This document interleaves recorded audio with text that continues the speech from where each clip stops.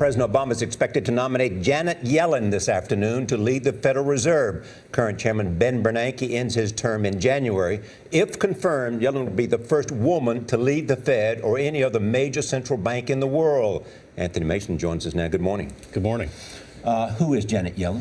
She's 67 years old. I think you can make the argument that she's the most experienced nominee ever to the job of Fed chair. She joined the Fed back in '94. She headed the San Francisco Fed. She's been vice chair since 2010. In between that, she taught at UCal Berkeley, and she headed President Clinton's Council of Economic Advisors. And if you want to add even more, she's married to a Nobel Prize-winning economist who she actually met in the Fed cafeteria. Are her views different than Ben Bernanke? Not substantially. I mean, she sat alongside Ben Bernanke, remember, for the last 3 to 4 years, and she is kind of a co-architect of the policy that we've seen. She's a Democrat, he's a Republican, but they've basically been in this together.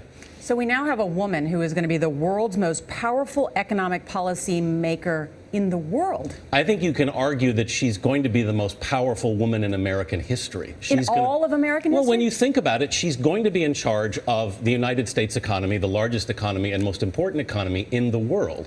So, yeah, I think you can make that case. Who would be second?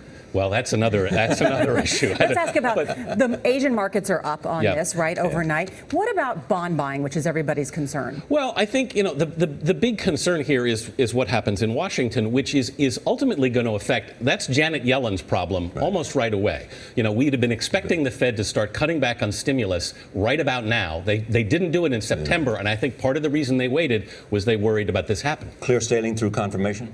It looks that way. I'm not in Washington, so I don't want to answer that question. But there have not been, first of all, among economists, her credentials are impeccable. You get no argument from there. Anthony Mason, thank you.